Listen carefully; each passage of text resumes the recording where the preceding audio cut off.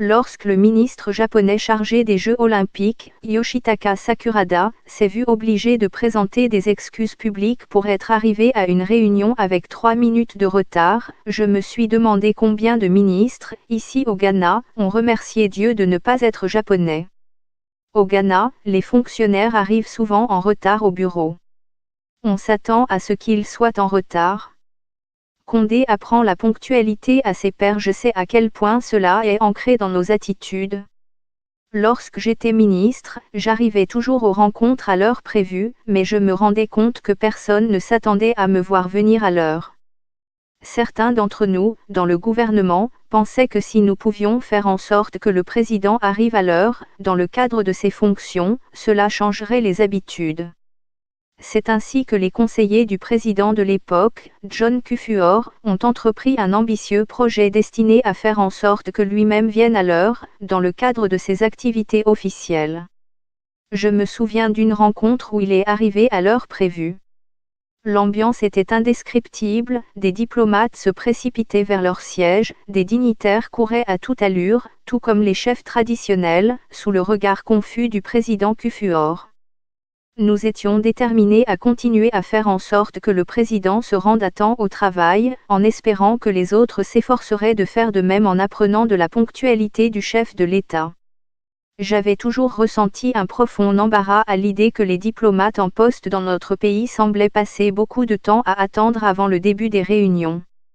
Et je me suis rendu compte qu'ils arrivaient, eux aussi, en retard. Cela est peut-être dû au fait que, après un certain temps passé au Ghana, les diplomates deviennent comme des autochtones et finissent par admettre que rien ne commence à l'heure. Les principales raisons avancées venaient des responsables du protocole et de la sécurité du chef de l'État. Ils ont dit, avec insistance, que le président ne pouvait pas aller à certains endroits sans les préparatifs nécessaires, lesquels pouvaient prendre du retard. Lors de son investiture, l'actuel président, Nana Addo Dankwa Akufo-Addo, a déploré cette habitude consistant à entamer tardivement les réunions officielles. Il a promis de donner le bon exemple en venant à l'heure et a fait des efforts louables en étant ponctuel pendant les réunions officielles. Mais cela ne semble pas avoir induit un changement d'attitude en ce qui concerne la gestion du temps au Ghana. Les réunions prévues à 10h commencent habituellement avec un retard de 45 minutes, voire 1 heure. La forte densité de la circulation dans nos villes explique probablement en partie ces retards, car il est impossible de prévoir les temps de trajet. Cette situation donne également des excuses acceptables à ceux qui arrivent en retard. Le trajet, de chez moi à mon bureau, peut durer 20 ou 40 minutes, 1 heure, et même 1h50 minutes, comme cela m'est arrivé une fois.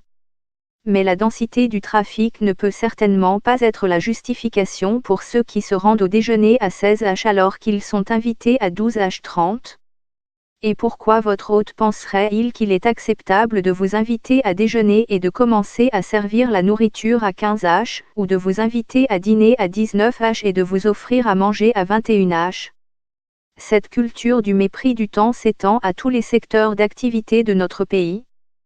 Quand ma couturière me promet de me faire une robe en 3 semaines, la robe peut être livrée 3 mois plus tard.